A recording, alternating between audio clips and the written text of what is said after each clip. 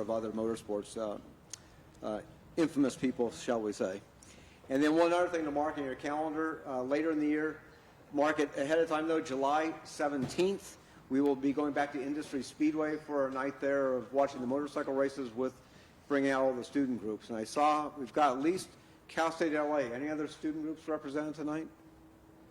Okay, so Cal State LA is obviously the best school in the whole section. And other special award, Joel Weeks gets the Distance Award. He drove in tonight all the way from Portland, Maine just for this. Maybe not just for this. So without further ado, I'd like to bring up Donna Eatonhart. Donna is the Director of Membership and Sections for SAE headquarters. While most of you know SAE is a volunteer organization, there is a full-time paid professional staff back in the headquarters office. And she'll give you an update on what SAE has been doing on the membership front.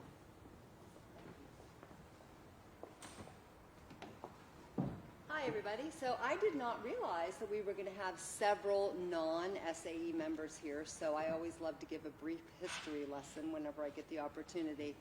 SAE was actually founded in 1905 by about 30 pioneering individuals that wanted to get together and talk about the fledgling automotive industry. And as a matter of fact, one of our founding fathers was Henry Ford. About 7 years after the organization was founded, SAE developed its very first automotive standard, which is pretty cool. I'll throw out a couple of other really cool names you might want to know who were SAE members as well. So Amelia Earhart was a member, and Orville Wright actually was a member as well.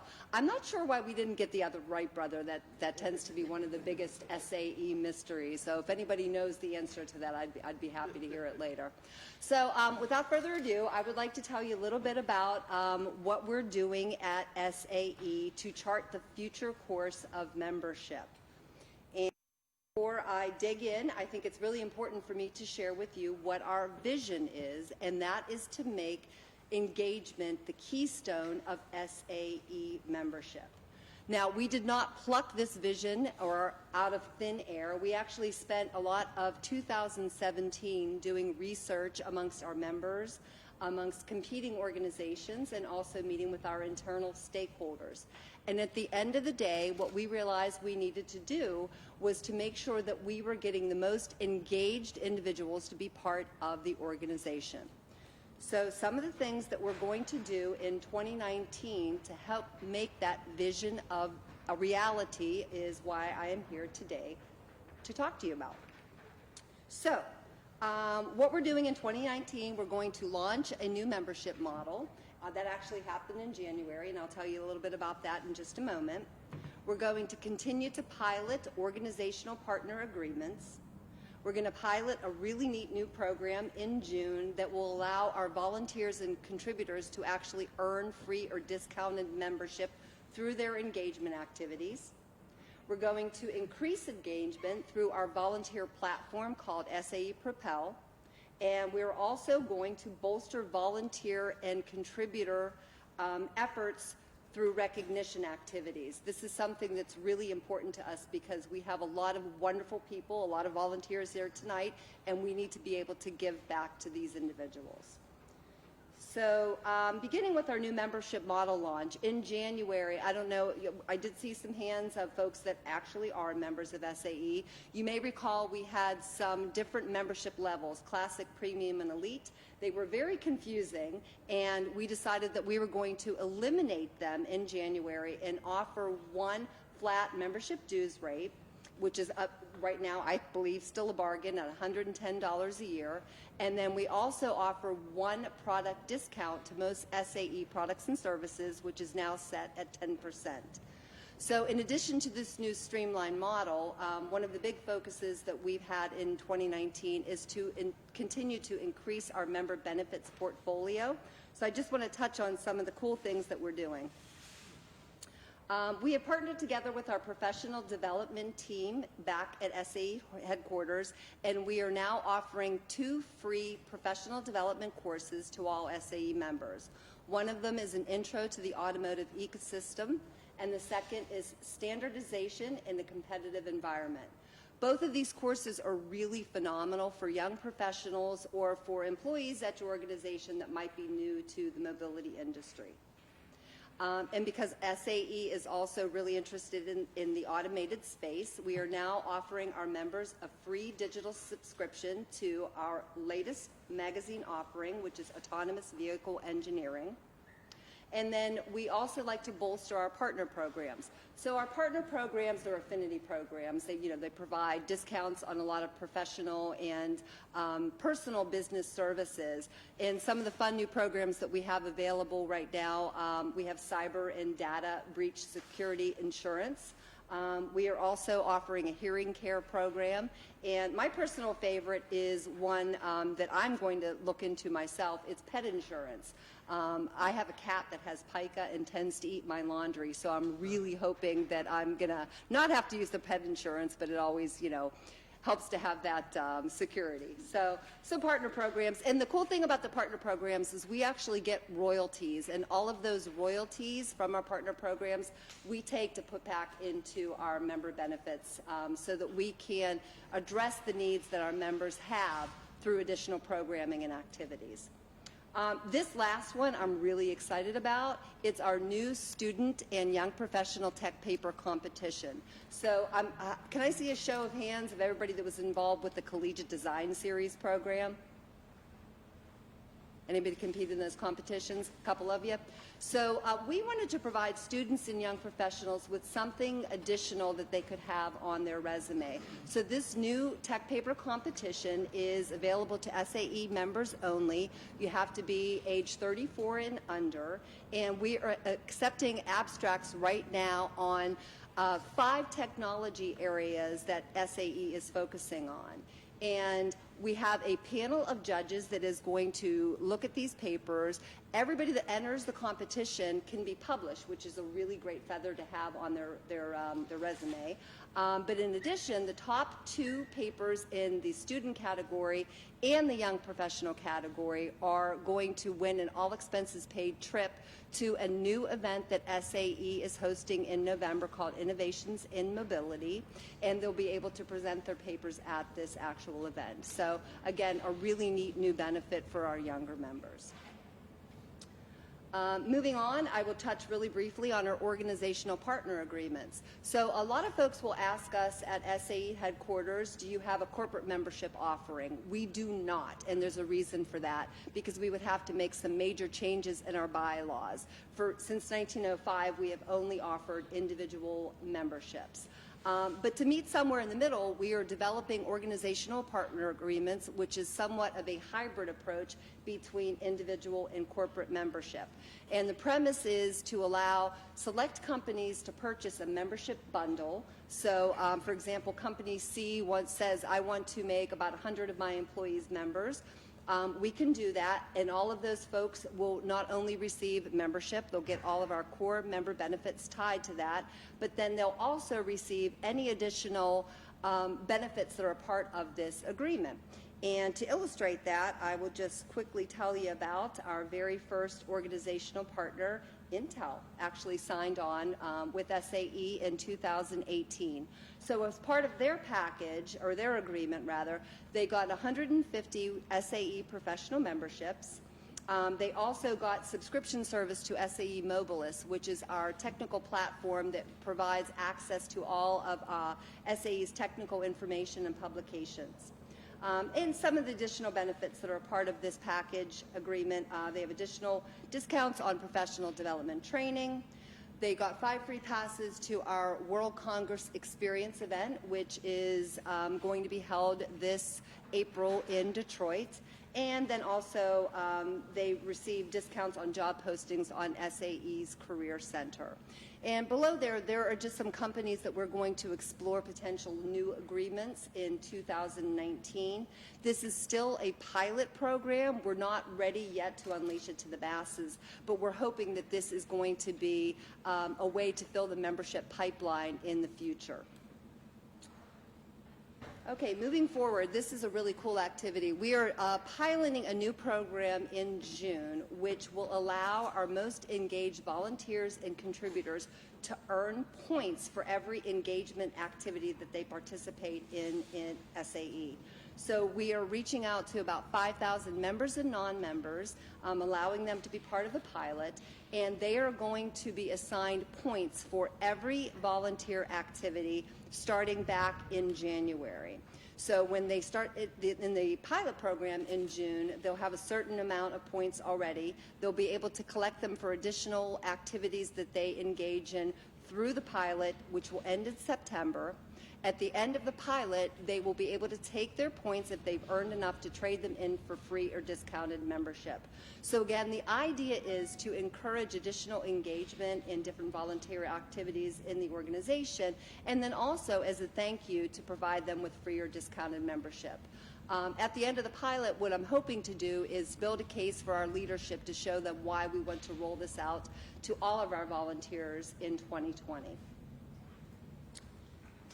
Another way we want to increase engagement at SAE is through the utilization of our volunteer platform known as SAE Propel.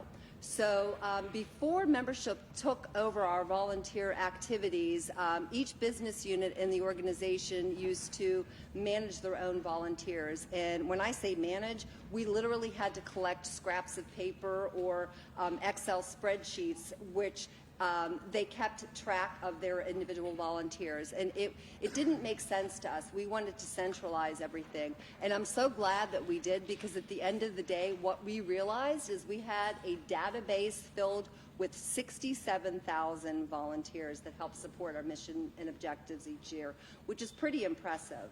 So SAE Propel is actually housed on Member Connection and is available for everybody to check out the volunteer opportunities that are available. And if you don't see anything that's of interest to you at the time that you go into things we're doing, it actually started in 2018 and we're going to continue in 2019. We're hosting a one-day a year called SAE Recognition Day, in which we are going to thank our entire volunteer base of 67,000 people. Some of the things we did in 2018, we had a video that our SAE president, David Shutt, gave a thank you on our homepage on SAE.org. We sent emails to all 67,000. We gave each business unit gift cards to give to their special volunteers that went above and beyond the call of duty. And one of the coolest things that we did is we actually randomly selected one volunteer and gave them a Mac Daddy gift that we announced on social media. And when I mean Mac Daddy, I'm not kidding. We gave away flat screen TVs, mountain bikes, kayaks, spa gift cards, and it was really, really well received by all of our volunteers. So we certainly want to continue this tradition, not only in 2019, but well into the future. And then finally, the last activity I want to talk about is a new award that we've actually established called SAE Contributor of the Year. So this is the very first year that we're doing this. We are currently accepting nominations from SAE staff. We've asked them to tell us a little bit about volunteers that have gone well above beyond the call of duty for SAE. And so we also have a panel of internal judges that are going to vet these nominations. And what we're hoping to do is take a maximum of 50 individuals on an all-expenses paid trip to an event that is being held in Las Vegas in November. They can also take a guest with them. And during this 3-day event, we're going to announce SAE's Contributor of the Year. So we're hoping to build a lot of fanfare and prestige behind this award. And not only is it our opportunity, again, to give a thank you to a well-deserved volunteer for the organization, but hopefully it will also inspire others to volunteer as well. So those are just some of the ways that we are hopefully going to make engagement the keystone of SAE membership moving forward. And I'm happy to take any questions after everybody else has had the opportunity to speak. But I thank you very much for your time and attention, and I hope you enjoy the rest of tonight's event. Thanks. Thank you.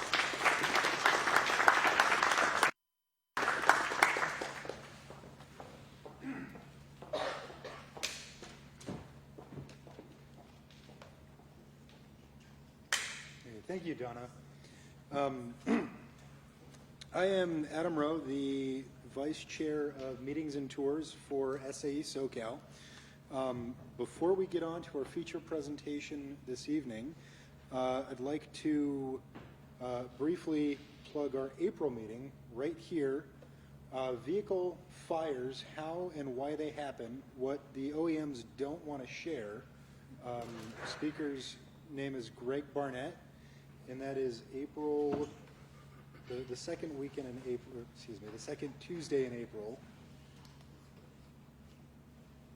the 9th. Pardon. So without further ado, I'd like to introduce Robbie Montinola with the Blancpain GT World Challenge America.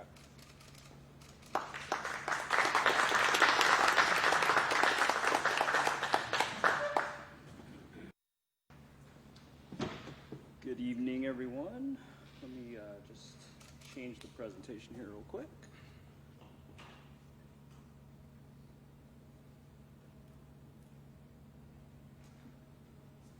Okay.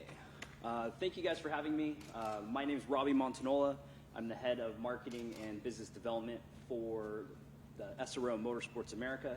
It's a division of the SRO Motorsports Group, and I'll get more into that because it's probably a little new, and especially here in America, what this organization is all about. But first, I just wanted to kind of give you guys a little bit of background about myself and how I've gotten to this place in my life where I get to spend a majority of my time in motorsports and having fun at racetracks, especially the ones that we just came from this past weekend in St. Petersburg.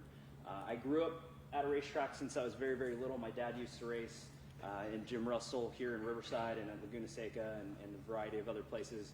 I think my first major sporting race was what is now known as the Acura Grand Prix of Long Beach when I was 1 year old. And so I've pretty much been around racetracks and around race cars for a majority of my life. I was fortunate enough to also start racing professionally through the Skip Barber system. I don't know if many of you know, hopefully you know about Skip Barber, but they had a very good way for young drivers to graduate into the upper levels of Formula car racing. And I went through a variety of different programs that they had and won some scholarships to go racing in what is now known as the Road to Indy Championship. So everything from Pro Mazda, where Dean and I, where Dean was doing communications for Mazda, I ran in a series that was Mazda powered for a long time and went into Formula BMW and some other championships there as well. And then fortunately for myself, the president and CEO of what used to be called Pirelli World Challenge was an old boss and a good friend of mine, and recruited me back into motorsports after taking a hiatus in kind of the video game and technology world for the past 8 years. So last year I started with the organization.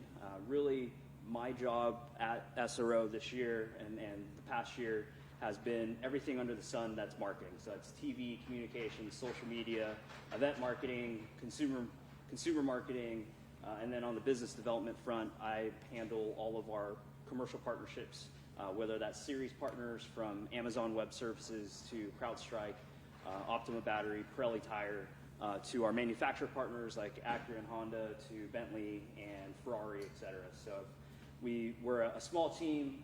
We work incredibly hard to produce really cool racing and really cool events for everyone that's into sports car racing. So first of all, how many people know about World Challenge? With a raise of hands. Oh, that's good. Most. I'm glad the Honda guys know what World Challenge is. But World Challenge started in 1990 with a Honda racing in what was then known as the Escort Championship, where SCCA took that and created a platform that was based on European touring car racing. Another key milestone for World Challenge was in 1999 when what was known as Speed Vision or Speed TV received the naming rights to this series and really put World Challenge on the map with a large audience on television. It really catapulted the touring car and GT racing into a whole new world. And I think that's when I was growing up. I think around then I was 18, 19 years old, and it really helped me understand where I wanted to be in racing. I was racing formula cars, or I wanted to race formula cars and get to IndyCar, but these really cool touring cars were out there, and I actually owned an Integra at the time, and I really felt that this was relatable to myself and to many fans out there, and just had this really deep passion with sports car racing. Fast forward a bit to 2011, our business, WC Vision, which is now known as SRO Motorsports America, but WC Vision took over the organization from SCCA, a group of owners, everyone from Real Time's Peter Cunningham, Jim Huey from K-Pax Racing, Bob Woodhouse, a group of racers within the paddock wanted to take over World Challenge and make sure that it got its proper attention and in proper detail to become a professional sports car organization. So we are here today in 2019, where we start a whole new chapter of World Challenge. We are now no longer called Pirelli World Challenge for the first time in 8 years. We've renamed the series actually into 3 distinct championships with the organization as SRO Motorsports America. How many people have heard of SRO before? 2, 3. So the SRO is the Stefan Rattel organization. It's a global motorsports group that has predominantly raced in Europe and Asia for the past 25 years. This is the 26th season.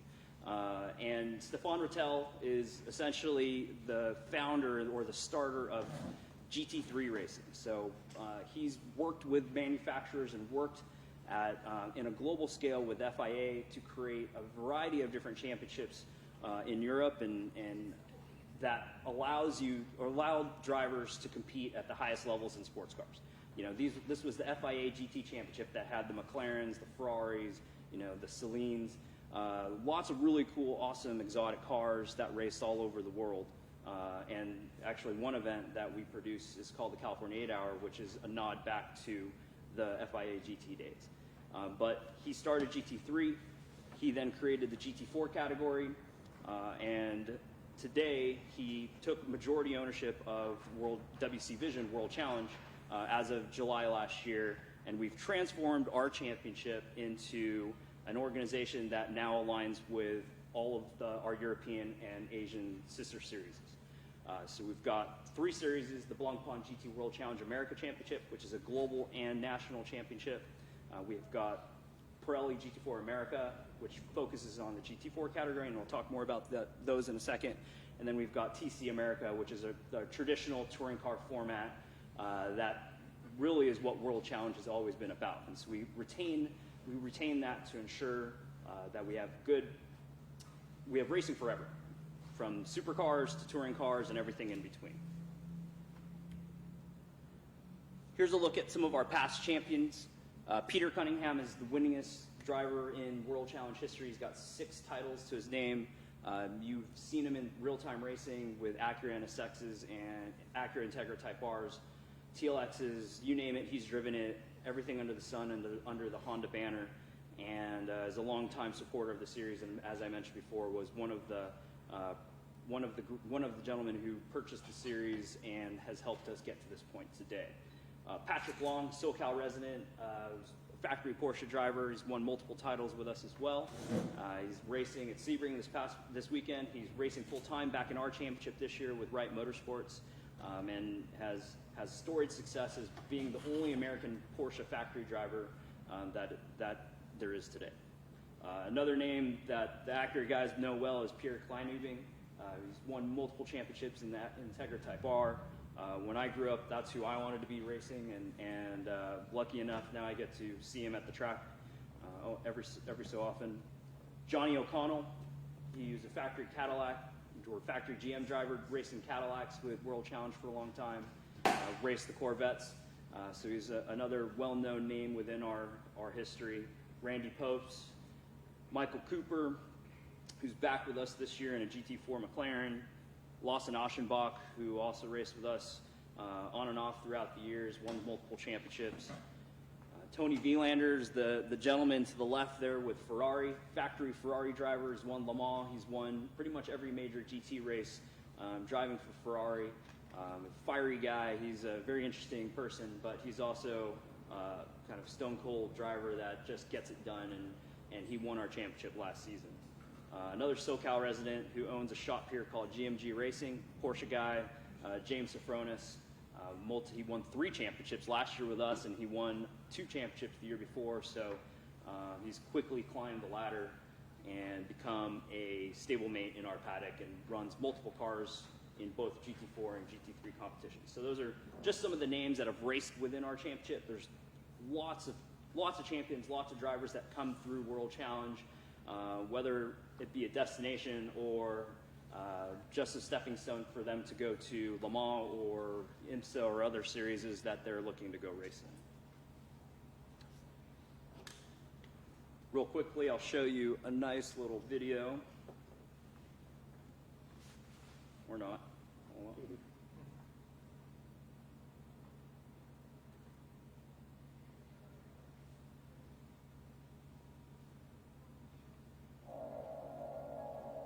Just to give you some visuals of what we do day in and day out.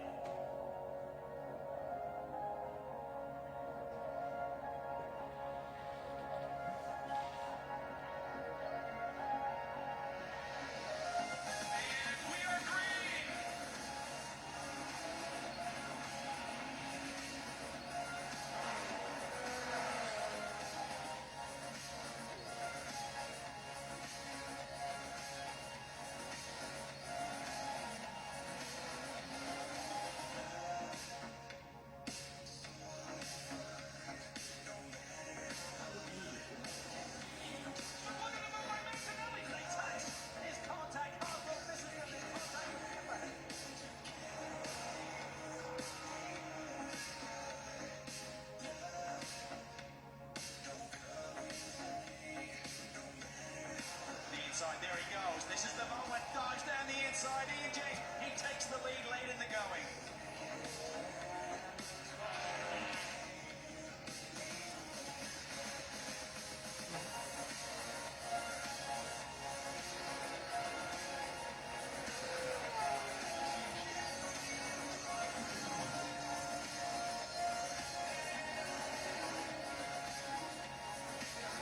Great. Oh, he gets hit. He got great traction there, coming out, and huge hit for Alvaro Parent. Alvaro Parent can't seem to get his championship season started.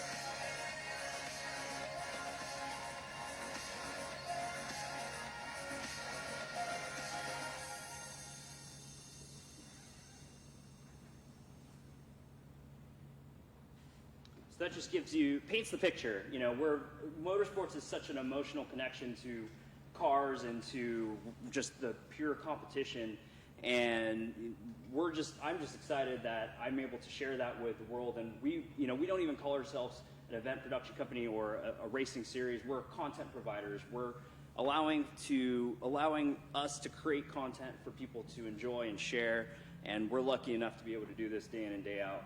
Like I mentioned, this is a new chapter for us. We're excited to bring a new level of sports car racing to America through the SRO group, and we've got the 3 distinct championships: Blancpain GT World Challenge America, Pirelli GT4 America, and TC America. So these are 3 destinations instead of just one umbrella brand like we've ran under the past few years as Pirelli World Challenge. We're really segmenting them out to become organizations that people will aspire to go race into. You know, not everyone's going to be able to find funding and go race in the GT3 category, but they can make a name for themselves in touring car racing and spend a lot of time in that paddock, particularly with a long storied career. And then if they win there, they can potentially move up into the GT4 ranks or move across, I should say. We don't we consider all of these platforms as one kind of on the same playing field, same level, just at different price points. To give you guys some background, the SRO is an organization that produces some massive GT events. The biggest being the 24 Hours of Spa, which has over 70 GT3 cars that compete at it every July. And we were fortunate enough to go back there this past year and see it and just take it all in. And it's probably the most, it's one of the coolest racetracks I've ever been to, but it's also just one of the best GT racing experiences that is out there in the world. We also do the Bathurst 12-hour, which happened earlier this year and kicked off our Intercontinental GT Challenge. We've got races from Barcelona to Misano and just across the board. GT3 racing has been the vision of Stefan Rattel and is shown to become a global organization now that can produce these events at a large scale for audiences across the world. Other championships that the SRO produces, the FIA GT World Cup, which launched this past year. It was in the Middle East. The Blancpain name now encompasses all of our GT series, sprint series. So we've got GT World Challenge America, Asia, and Europe. We also do British GT Championship. There's tons of GT4 national series from France and Europe to Russia. And we're adding new continents and new championships with GT4 across the board. And and when we start to go into the more technical side of it, that's a platform we've built and we foster and we license out the homologations to other series across the world. And then we've got everything at the lower level too. The Blancpain GT Sports Club is a place for drivers who are looking to go GT3 racing, but they're amateurs and they can't quite compete at the pro level yet. Gives them an opportunity to get their feet wet with the same machinery, on the same tracks, on the same weekends, but build into what they could race at tracks like Spa. And then everything from track days. We do curbstone track events in Europe, and that's an initiative that we look to bring to America probably in the near future. That's the entry point. Now that track days are so accessible for everyone, it's kind of the gateway drug, if you will, to motorsports, and gets people in there. The performance of street cars today are so great that you could pretty much go there with anything, have fun, enjoy yourself, learn, and become a race car driver in the near future. Like I mentioned, Blancpain GT World Challenge America, this is our premier category that features today's supercars. Everything from the Mercedes AMG to the Acura NSX GT3, Bentley Continentals, Ferraris, Lamborghinis, McLarens. This is kind of the pinnacle of GT3 racing that is out there today. For this year, what we've changed is we completely redesigned our format. So Pirelli World Challenge in the past has always been about sprint racing.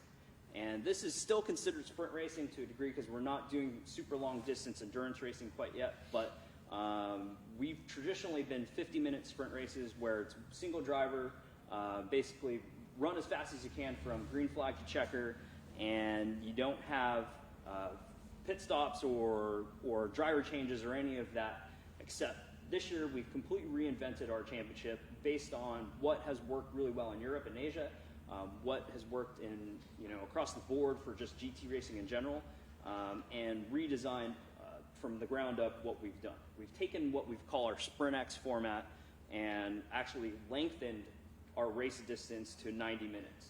This allows two drivers to compete in the same car, better for budgets. It introduces the team chemistry where two drivers are working together. It also allows for different driver combinations. So you can have an all-pro lineup. So last year, two Ferrari factory drivers were teamed together to go for the championship. This year, you can also have a Pro-Am lineup, so you can have a gentleman racer who wants to, who's a really solid driver who's aspiring to become a professional driver, but isn't quite there yet.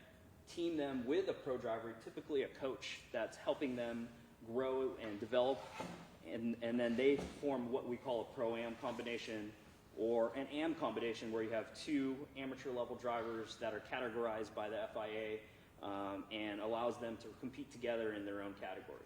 So there's essentially 3 subclasses within the entire group of GT3 racing, and it was debuted at COTA 2 weeks ago with great success for us, which we're really excited to see. We had a doubling of our grid. We had 23 cars on grid that featured, I think it was 7 Ferraris, 6 Porsches, 2 NSXs, a 2 Bentleys, a variety of other cars that made up a really, really exciting and beautiful looking grid that we foresee further growth throughout the year and into 2020.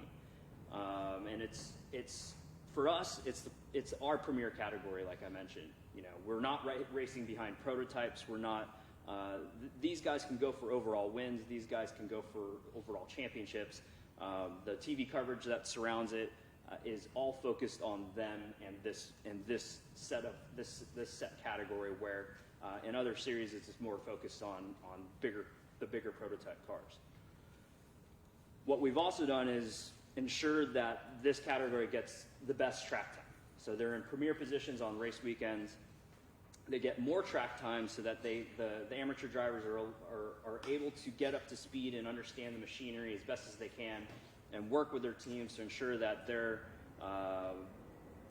racing with everything possible, all the tools possible for them to succeed, since this category is so tough and so expensive to just compete with. I mentioned full service pit stops. This year, for the first time, we've brought full service pit stops. In the past, it's been tire changes and driver changes. This year, we introduced fueling. So now we've got full fueling and 4 tire changes and a driver change, all being done simultaneously in the pit stop, creating an extra layer of drama and excitement during a race weekend, which we found to be pretty cool to watch from a fan perspective, and just adds an extra layer of excitement to the races themselves. We also we introduced a new paddock club, which is a VIP experience for the drivers. You know, these guys are here to also entertain their guests and their clients, many who are businessmen themselves. So they're able to leverage a hospitality experience that's above and beyond kind of a standard offering. And then, like I mentioned, there's 8 active manufacturers: Bentley, Acura, Lamborghini, Ferrari, McLaren, and Nissan. You know, there's a variety of these GT3 homologated cars that have been built that compete weekend in each of our weekends. And once I get to the schedule, I'll show you where we're racing on this for this particular category, but we shrunk the number of weekends down to help make GT3 racing more affordable as well. So we've traditionally done 10 or 11 race weekends. We've removed street races from our GT3 calendar, which for fans it was a disappointment, but for the teams that, like you saw, you know, some of the Bentleys that got crashed out, you know, it's expensive to repair these GT3 cars. They actually flew a new tub in from the UK for that race, for the next race, because the next race was literally the next weekend from when they tubbed that car. And we wanted to bring GT3 racing back here in North America because it's been kind of on the downturn. And by reducing the number of events, we believe we've found the perfect formula to help grow GT3 racing again here in the States. The GT4 category is an exciting category because it's probably the fastest growing sports car category in the world. There's over 100 cars that have been sold here in North America. There's probably over 400 cars that have been sold now worldwide. But again, like I mentioned, it's owned and operated by the SRO. So we control the homologation process, we control the cars, we control all the technology that's put into these machines, and we work closely with the manufacturers to ensure that the platform is sustainable and it is obtainable from a customer perspective.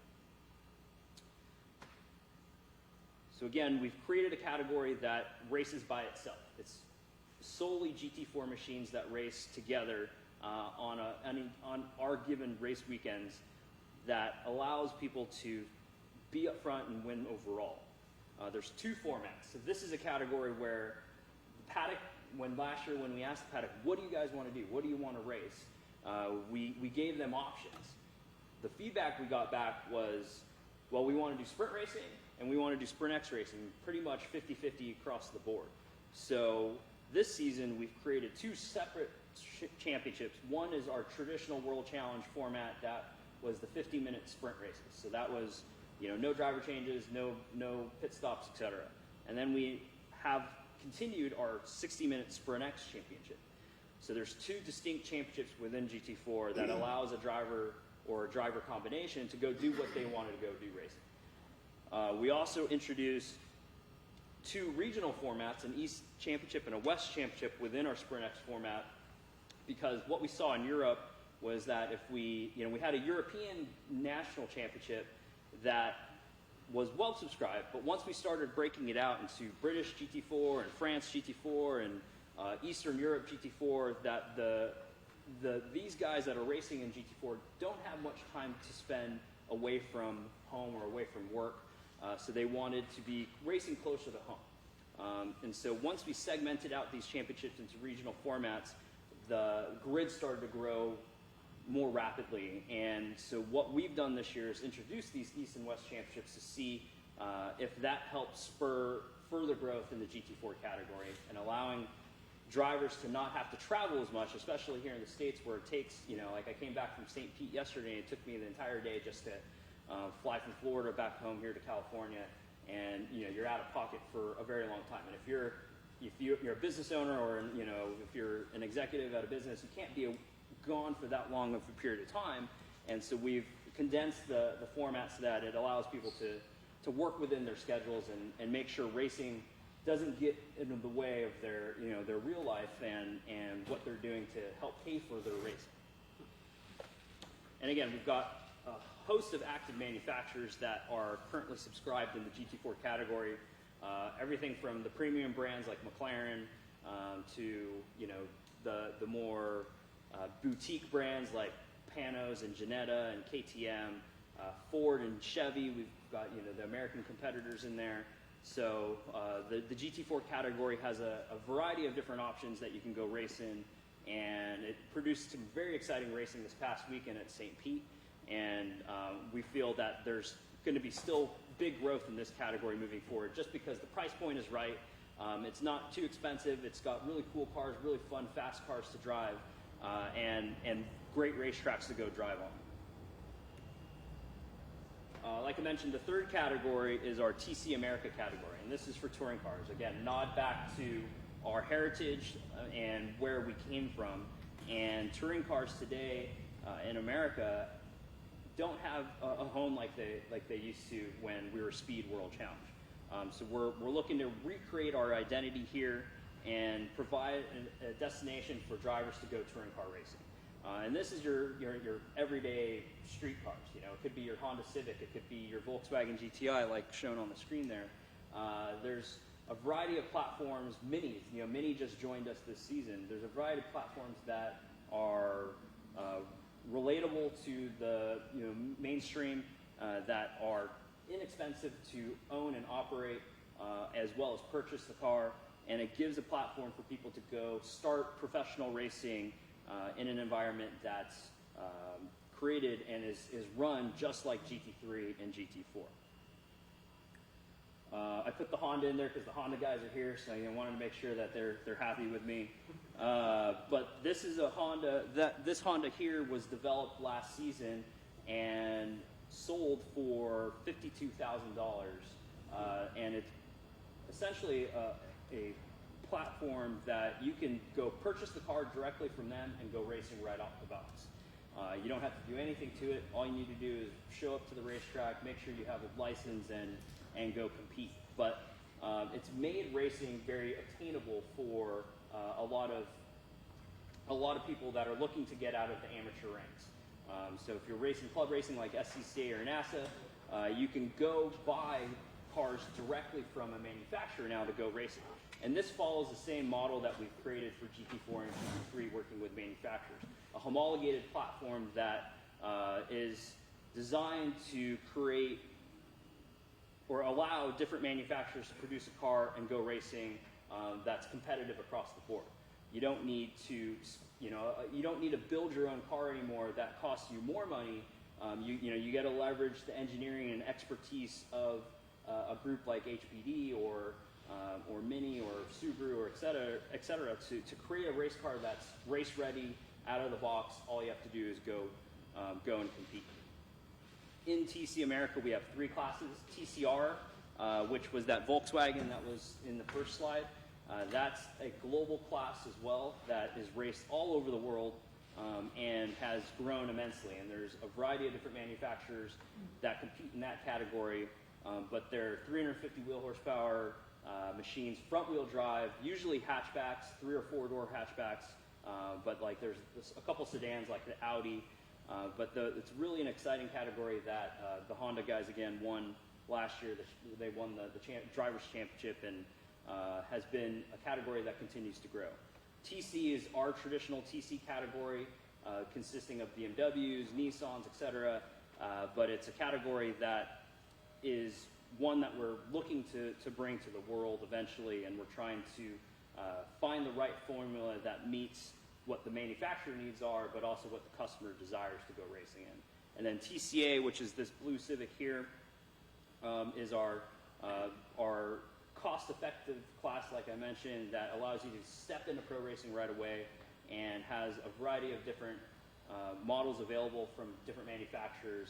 And this year, we saw a huge growth in this category right off the bat with over 16 cars. I think it was 17 cars that took the grid at COTA this past season. So it's exciting to see touring car kind of rising back up, and overall we have over 45 cars typically on any given race weekend that are in our touring car classes.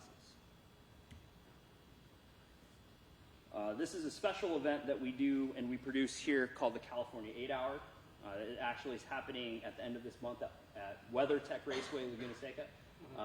It's bringing global GT3 racing together in one championship for a manufacturer's title as well as a driver's title. The first event was at Bathurst, the 12-hour. Then they come here to the California 8-hour. The next event will be the 24 hours of Spa.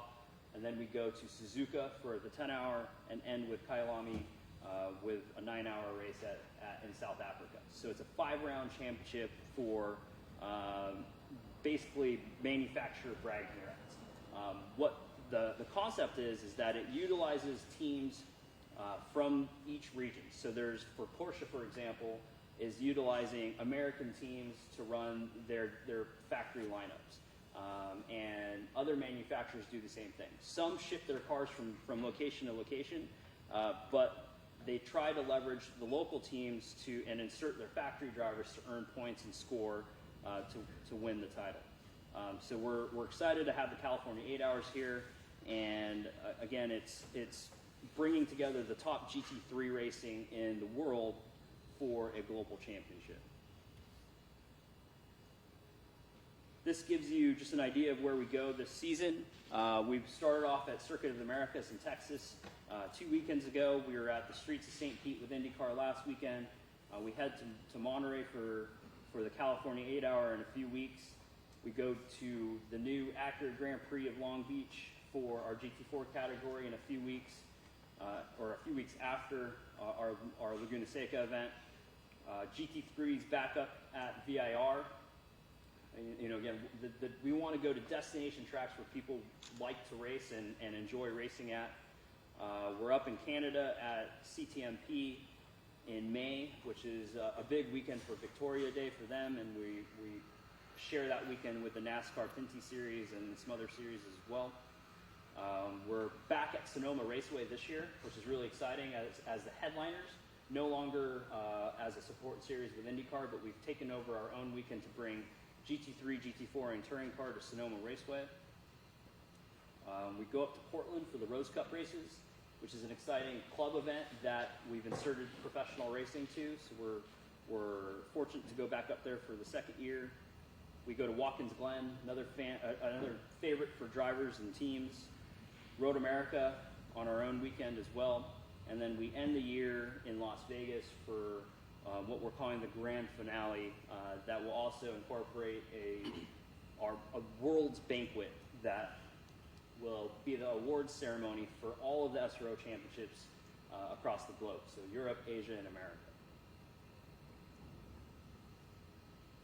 This year, we're excited that we are bringing 200 hours of TV coverage to our championships across CBS Sports Network. That incorporates our GT3 championship, TC America, GT4 America, as well as our European and Asian races, and the Intercontinental GT3. So we've really worked hard this offseason to get more of our series on TV.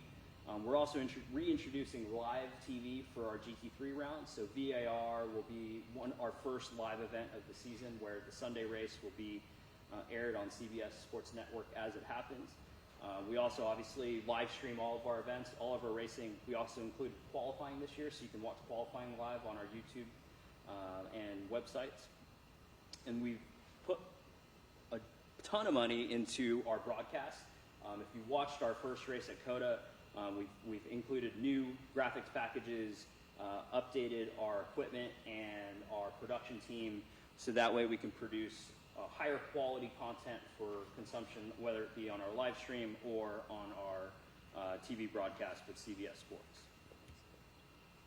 We also just launched 3 new websites.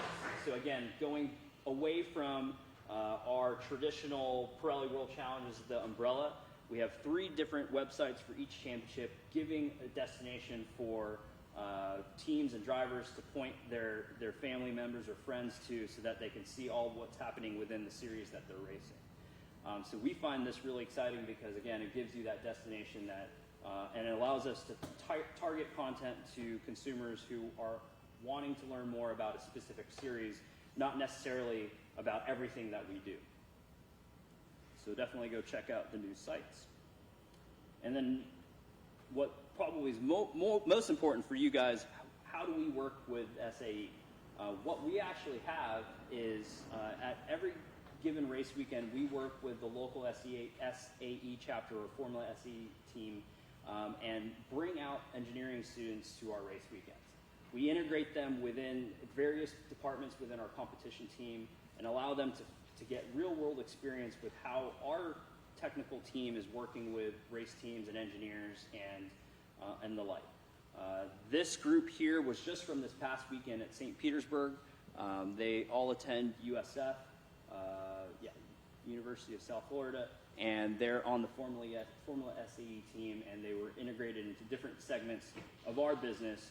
And they're getting, after each day, they get a kind of a download session with one of our technical members to kind of just get the ins and outs of what happened that day, how to best work through situations. You got an angry team owner, or you got the accurate guys complaining about BOP. How do you work through those difficulties on a given race weekend and leverage the tools that we have to be able to kind of understand needs and expectations. But it's a program that was started a few years ago. We bring SAE students out to every event and essentially give them an opportunity to intern with us and learn the different segments of how we operate from a technical perspective that hopefully gives them inspiration to find a field within motorsports that they like or love, and offer them opportunity to get to know different members of the paddock, whether it be teams or manufacturers or the series itself, and help them grow and foster that relationship. So it's an exciting program. It's something that we cherish because it's giving the youth an opportunity to step into our world and hopefully give them inspiration to continue going down that path. How many people know what BOP stands for? The Honda guys do, because they were just talking to me about that just now. But BOP is what we call balance of performance. It's a concept that actually the SRO has worked years and years with, that allows cars that are completely different. It could be a NSX or a Ferrari, or a sports coupe like a Bentley or a BMW M6, and allows us to come up with a way for those cars to race together in a competitive fashion. And it also is allowing that to be in a cost-effective manner. So it's not an arms race. It's not, you know, a specific manufacturer spending more money than other manufacturers to produce a better race car or a faster race car. It's a system that we've put in place and that many series today across the world in sports car racing have put in place that allows us to match cars more competitively together so that on any given weekend, any manufacturer can win. You know, you put the best talent in your car, you have the best engineers behind your car, and you have a platform that's competitive across the board. So it's something that's very common. It's probably the three letters that are most hated in motorsports today, but it's also produced the best GT racing that we've found and that other series have found as well, allowing multiple manufacturers to win on any given race weekend. What we look for, what our competition or technical department looks for, are four areas. Power, horsepower, obviously is one easy way to understand how fast a car could potentially go. Torque, you know, that allows cars to get out of the corner quicker, so we have to maintain and look at what torque curves are to see how a car is coming out of a corner. Weight is fairly easy to monitor. And then aero, how the aero is affecting the car's balance, and if there's ways for us to tune this as the weekend goes on. So right now, actually, in Paul Ricard in France, we've got a BOP test that's taken place over 2 days. This is done by a reference driver, so we put the same driver in all of the cars and understand and get a baseline of where these cars sit today. That gives us the data to adjust the performance of these cars across the board and say, you know, your car is going to run at this power level, at this weight, at this ride height, and then it's tweaked as the season goes on, depending on the performance of the cars, as well as what tracks we go to. There's different circuits, different types of circuits that require us to have different BOPs that make the cars more manageable to race together. So our technical team is constantly pulling in data. After each session, they're downloading the data from the cars, uploading it into our simulation software, understanding where one car's strengths are versus another, and ensuring that the balance between all of these different cars is as equal as it can be.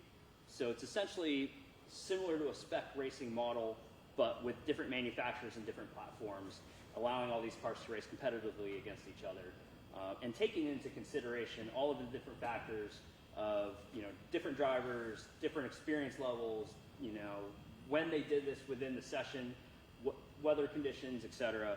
And it's not just solely focused on one particular series.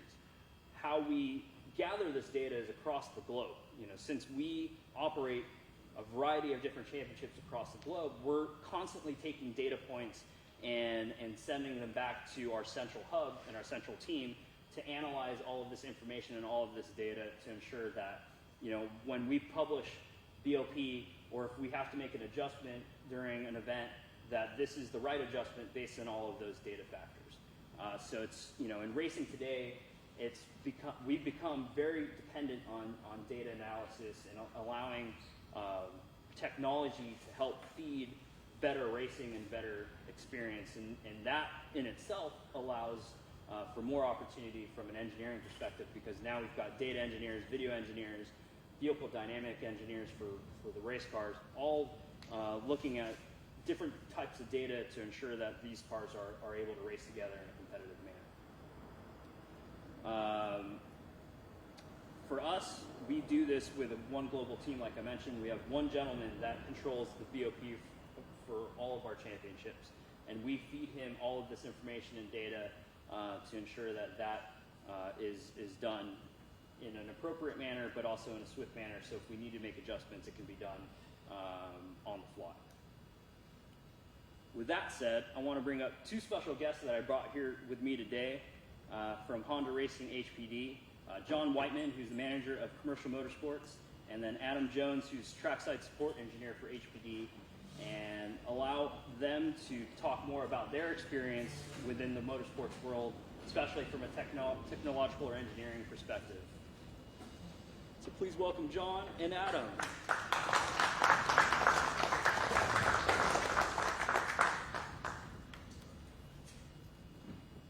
We don't have a fancy PowerPoint, sorry.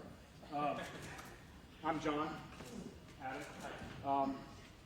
Basically, we wanted to come here to basically support SRO because as a racing organization, honestly, it's pretty much the most fun organization we get to participate in. He's just saying that because I'm standing right next to him. So. And we love their BOP. No, and no, seriously, it's a really great paddock. It's a lot of great people, and the racing is really competitive and fair, to be honest.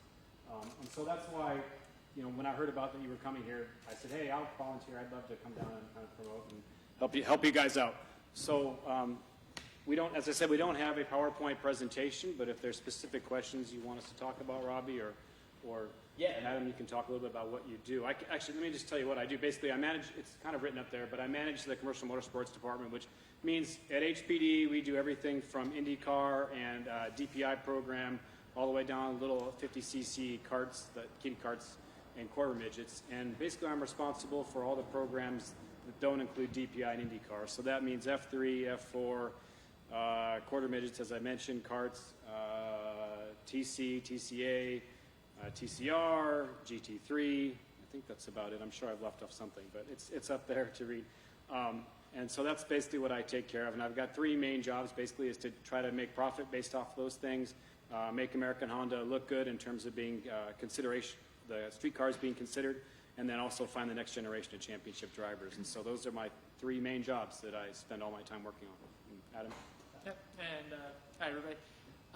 And I'm a race team engineer, so I'm trackside support, and my main role is support for the IndyCar series, but I also spend some time with the NSXs and some of the other cars that we produce, and working on some of John's products, and I'm kind of the last line at the track, the interface between the customer and Honda themselves. We spend a lot of time, you know, like you were talking about, your guys going and downloading data from the cars for BOP purposes and whatnot, and then on the other side, we're going after every session and we're getting data from all the cars. You know, we can have, you know, up to 4 NSXs at a time at certain races, and we go back to trailers and we look over the data for those and make sure we're giving the customer, you know, what they paid money for, making sure everything's performing optimally and equally and meeting the requirements, and, you know, sometimes going and tapping you guys on the shoulder. And that's pretty much it. It's fun. Yeah, I guess a good starting question is, you know, in a BOP type championship, like what's your process through the weekend of ensuring that your cars stay competitive, and like what data points are you looking at to bring to maybe our attention if there is something that's off color on a weekend? Right. Well, obviously you give us a kind of a power level that we get to target, and our job is to make sure that we're getting, you know, bringing every last little bit out of that envelope that you allow us to work in, and again, you know, it's a customer car, so they all have to be exactly as we promise them, and if we go over, you guys tap us on the shoulder, and we've had that happen before, and you know, there's a lot to be said at that point when we get into these things where you give us a performance envelope to work in. We spend a lot of time looking at drivability and reliability and just the little things that we can report back to try and make sure the cars are going to last and get the value out of them. And like between weekends, you know, you're going through different tracks, different types of circuits. How do you guys best engineer the car to work at all of these different places that, you know, one track could be extremely different than another? Like what goes into your preparation in that one? Well, our development group handles a lot of that stuff, actually. So, you know, they kind of go through and work with the calibrations and the hardware and make sure that, you know, like what we have is appropriate for each track. And as the BOP is changing for each event, we have to go back and take another look at things and just make sure that we're prepared for each event as they come. And John, from a manufacturer's perspective, you know, why is BOP racing, you know, with balancing these cars so important today in today's market from a customer perspective? From a customer perspective, the BOP, as painful as it sometimes can be from a manufacturer point of view, it's really crucial for the customers, because then we know that they, no matter what car they're in, they have a reasonable chance of finishing on the podium, which is what they're basically spending their time and money to be able to do. And it's not necessarily even, you know, you could be driving a Ferrari, or you could be driving an Acura, or you could be driving a Mercedes, and everyone has a reasonable chance of finishing with a good position at the beginning of the weekend. It's not like it's a washout where you know you have no chance. So that's what gets people interested in the series, and the more people that are interested in the series and are competing, it kind of snowballs on itself. So if there's more cars in the field, then there's more interest and more customers come. And so that's how that's how BOP is really important, is it just gets more people thinking they have a chance, which means more people participating. There's been this big shift from people building race cars themselves in shops, or you know, some manufacturers in the past have done it too, but to manufacturers now just delivering turnkey race cars. I know you guys dabbled in body and lights and creating packages, but now you've fully fledged into 3 different race cars that are offered direct from HPD. What's been kind of the change you've seen in the marketplace, and how have you guys adapted to customer racing? It's been driven by demand. I mean, the original, the NSX GT3 has always been, you know, as a turnkey car. We thought originally that the Civic people would want to build it and use it for club racing, kind of like an SCCA or NASA. But it turns out that time is such a precious commodity that people they just don't necessarily have the time to build the car, maintain the car, and run it. And so you get a lot of these kind of arrive and drive teams, even at the entry TCA level. So we worked very hard to create an affordable, reliable, competitive car based on the Civic SI, and it's been wildly popular right out of the gate, which proves basically that turnkey car seems to be at the top of the GT and all the way at the entry level of TCA, and we're trying to populate all the spaces in between, utilizing that same philosophy. And then going with, you know, selling race cars, there's also obviously a support factor. So what goes into HPD supporting these types of customer programs? Besides the off-track support, so we pride ourselves on customer service as being a differentiator between us and other organizations. We're not necessarily as big as some of the European companies, but that means we don't have 10 or 12 cars. Like, I can't remember the exact number of Ferraris you mentioned in the GT class at COTA, but there were a bunch of them. We had 2 NSXs, and we'll have 3 at VIR. But we focus on those, each and every customer, and they're super important to us. They're not just another car. And so that's basically our philosophy. Now, within that means that we have people available by telephone for technical support, you know, during business hours, and then we send at least one engineer to support each class, sometimes more than one engineer to support each class. And if you look at our travel budget, it's probably too high, and oftentimes I'm having to explain to my president, why are you sending so many people to this race? And it's like, well, because we want the customers to really be supported. And I think that seems to be proving to be effective in terms of getting more customers to drive Hondas, that they know they're supported. They know if they call me, I'm 24/7, they'll get a hold of me, and I can try to solve any problem or concern they have, and they have an engineer available on track that can help them, you know, with whatever issues they may be experiencing. Adam, you're often the engineer that gets roped into some of these conversations. What's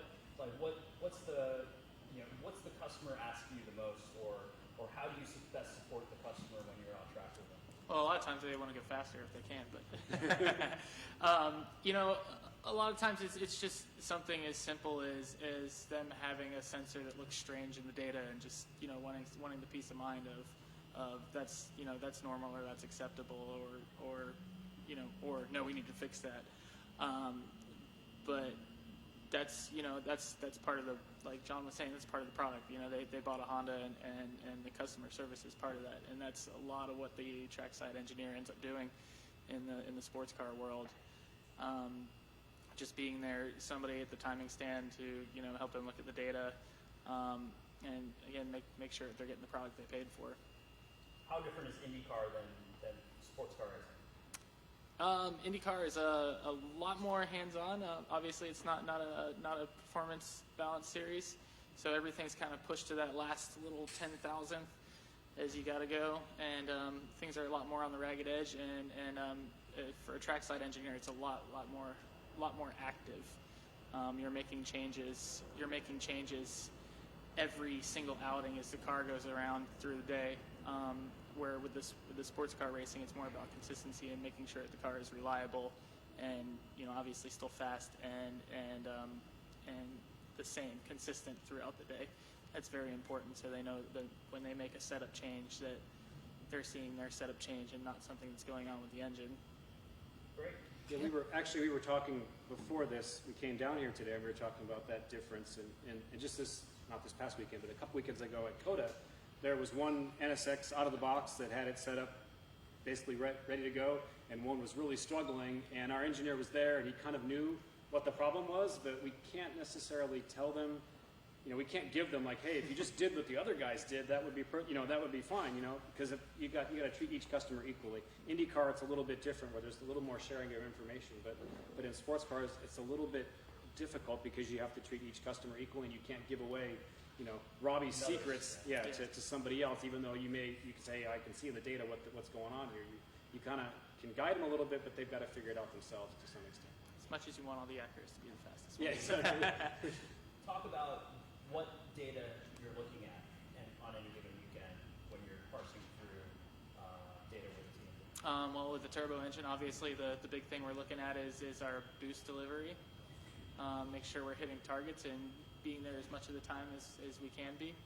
And everything all the way down the line, your vital signs, your water and oil pressures, your knock levels, everything that keeps the engine alive and helps it make power.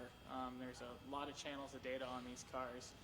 Even just the engine just has dozens and dozens of sensors on it, and you can glean a lot of information about what's happening inside the engine from looking at those. And do you interface at all with like the vehicle engineer who's doing setups and things like that, or are you solely focused on engine and let them do?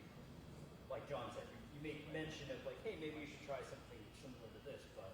For me, I'm an engine guy, so yeah, I'm more on the engine side, and there are things that I can see in the data that they can't. They have basically the stuff to make sure that their engine is good and healthy, and the stuff that's proprietary to the calibration would be more on my side. Yeah. How many different types of engineers do you think there are at HPD? Well, we have several. We have different. Adam mentioned already. We've got development engineers, we've got race team engineers, we've got chassis, electrical, and then there's development dyno. I'm trying to think of what else we have. Performance guys. Performance, yeah. So it's a wide variety of jobs for engineers within HPD, all kind of doing different tasks to make the car reliable and super competitive. And Adam, how do you get into an engineering field in motorsports?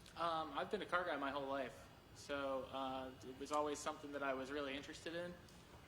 Spent a lot of time building racing Hondas growing up, and kind of went back to engineering school as a second career actually, and came out, did a couple years in other jobs, and found this opportunity, and went for it, and it was a natural fit for me, and it's been a blast so far. You did work with Indy cars all day. Yeah. Some sports cars. Yeah, and I get to play with NSXs in my spare time, so Not a bad deal. can't complain about that. Anything else that you guys want to add? Any questions for either of these guys? Well, for you. Okay, for me. Back in, I think it was the Speed Vision days, one of the coolest things was Derek Bell being wired up and talking to the audience on television during yellow flags and giving engineering and handling and perspective. And he's out of breath because he's a real driver. And are you going to bring that back? That would actually be really cool. I'll bring that up with our TV team. We haven't discussed that yet. We did bring onboards back this year, so that could be something that we add to include, at least maybe through the live stream, to give viewers an added element of excitement, just hear what drivers think as they're driving around and giving feedback or He was like a commentator. Yeah. I mean, he was part of the commentating team, and he was a very experienced driver, and knew a lot about the technical stuff. I think you get Eversley to do that, right? Oh yeah. Pretty sure he would. Probably do a dinner with racers from the car. Very good. We can't have them eating dinner in the race car. Yeah, right. Just curious, so when you're doing your analysis, I mean, you say you're in engine, but is there anything that benefits SAE? Like, do you get write technical papers, or you give feedback of recommended improvements on your normal cars, or anything like that, or no? No, I'm kind of at the end user end of things, so a lot of the stuff that I see and do is proprietary to us, so I don't know how much in there is stuff that I can share. Oh, I see. Or I guess maybe to rephrase the question, how much, when you build race cars like the GT3 or even obviously DPI program or whatnot, how much of that technology gets passed back to race cars eventually? I would say quite a bit, actually. I think a lot of the value in us building cars comes through the simulation side these days, and that's a lot of stuff that we can pass back through other channels of racing and even to the OEMs. There's a lot to be said about being able to have an idea of what the car is going to do in the simulation and then put it on the track and just have that last couple percent of fine tuning to do, and that goes to make road cars better too. Any other questions? With respect to the racing, is it just GT4 that's coming to Long Beach this year? Correct. Yep. Just our GT4 series that will be at Long Beach this year. Any chance of the TC cars coming to Southern California next year? Maybe our friends at Honda could help us out with that, but we would love touring car to be at Long Beach. Sonoma's the closest for it. Yep, yeah. Currently, Sonoma's the closest, but we've proposed the question to the Long Beach Grand Prix, the Acura Long Beach Grand Prix, and we definitely would love to bring touring cars back to the streets of Long Beach. And it was actually this past weekend at St. Petersburg was the first time touring cars have been on a street course in North America for a pretty long time. So we're excited to have kicked that off at St. Pete, and a lot of the guys that were running this weekend were excited to run on the street course for the first time. So I couldn't find St. Pete on the web. I found Dakota and Watco for TC races, but the only YouTube recording I could find was Walker's Track. Yep, we have a 72-hour hold for our live stream VOD. After the CBS broadcast runs, then we're allowed to post the Kind of like full people like race. me that don't have the CBS Sports Network. You can watch it live on our website or on YouTube, but once the race ends, it's archived and won't be visible until after the CBS broadcast runs. Okay.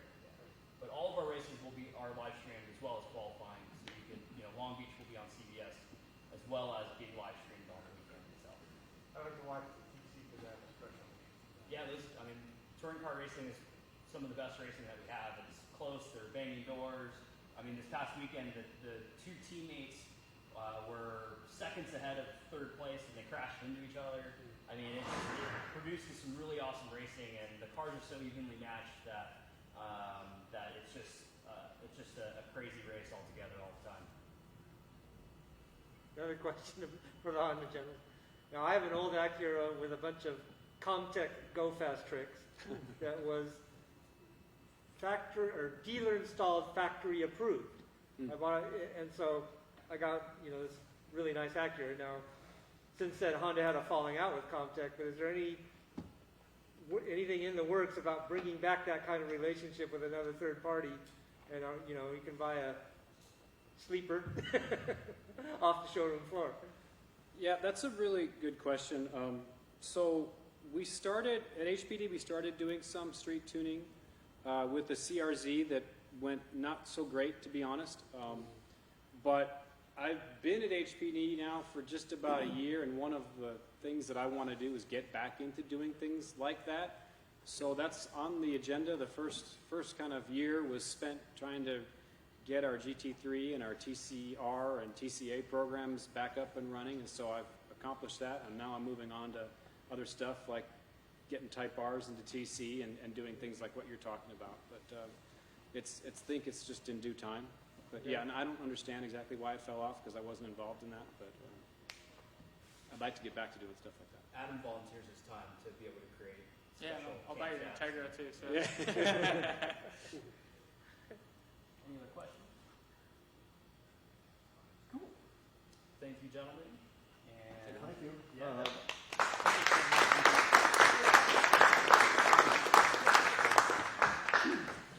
Trip over the cord there. Thank you, Robbie, John, Alan, for sharing your wisdom with us. I think it was a good turn, great meeting. Just a couple of final notes. April 9th will be our next meeting right here on vehicle fires, Adam Rowe mentioned. We've also launched a proper SAE SoCal website, so bookmark saesocal.org. You can find information for all the upcoming activities. If you'd like to join the board, send it, email to info@saesocal.org or talk to Yaz afterwards. Talk to Sylvia afterwards if you'd like to buy one of her books. 100% of the proceeds of this is going to charity. It's a really amazing read, so if you like sports car racing from the 80s, it's well worth reading. So I'd take to that. And then Miles Regan here wanted to do a group shot of everyone before you leave. I think, Miles, you still want to do your shot? Yeah. Okay. On your way out, go enjoy the museum for a few minutes, but on the way out, he'll gather you up for a group shot out there. So, question? And Greg Barnett is the same Greg Barnett who's on the SAE Connection, contributing quite a lot in the morning blog. He used to work for Range Rover. I don't know that. And that's not on the SAE SoCal site. Okay. So that might be. It's the same Greg Barnett. He's really, really sharp. Okay. He's a smart guy.